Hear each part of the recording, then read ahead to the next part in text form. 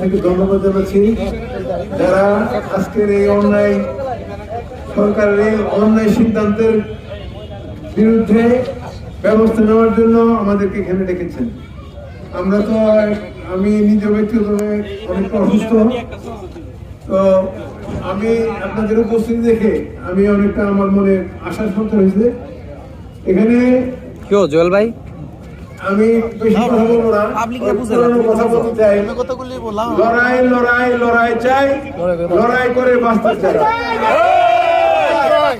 কোনোভাবে আমরা যদি এক থাকি, সরকার কি আর সরকার আছে কি নাই, কে কি করবে এখানে, মানে আমি মনে করি আমাদের যে উদ্যম, আমি কথা বললে আমার সমস্যা আছে।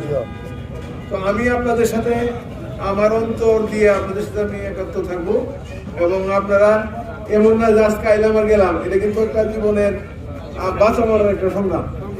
বাঁচা মরার সংগ্রাম আমরা সাধারণভাবে দেখলে হবে না। আমরা যারা আসছেন তারা থেকে আরো লোক বাড়তে হবে, কারণ মানুষের শোডাউনটা একটা মারাত্মক ব্যাপার। কিন্তু যে এতগুলি লোক একেবারে কঠিন কঠিন স্লোগান দিত যে মানে জান দিব তো ইয়া দিব না,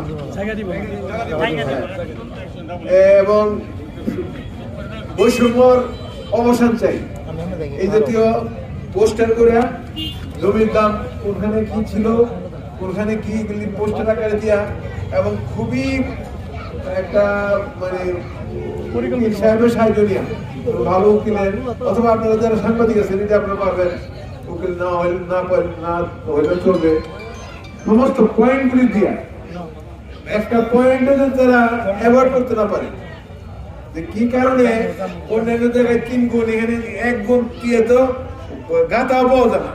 1 লাখ কত টাকা, এটা তো বাংলাদেশের মধ্যে কোনো এরকম রেট আছে বলে আমার জানা নেই।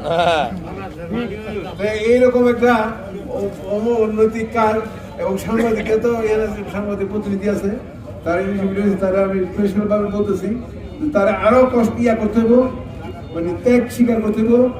এবং আপনারা যারা এখানে আছেন সবাইকে আমি বলতে চাই যে আপনারা দয়া করে, এইটা কিন্তু একটা বড় প্রশ্ন, আপনাদের শোডাউনটা আপনারা যত দেখাইতে পারবেন যে আমরা আছি,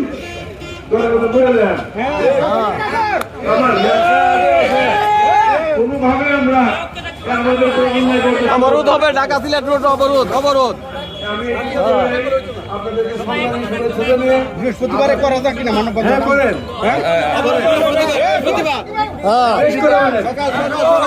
10টা ভিতরে মাইকে বলেন ভাই।